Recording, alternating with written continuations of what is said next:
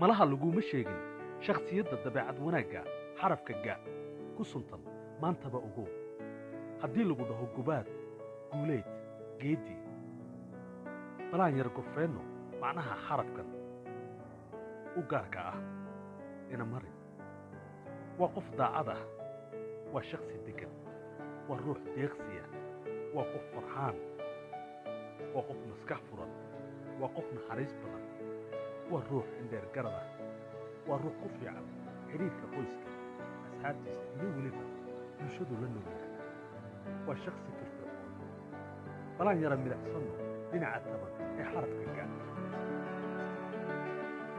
cidna ma aaminsana aan ka ahayn naftiisa weeye kuma fiicno xallinta mushkiladaha soo wajaha gubta caadada askale guulaysta mudane iyo marwaya dhammaan dhawaan filo xarafka fadlan laagta iyo shaadka iyo falow nagaga fiiraa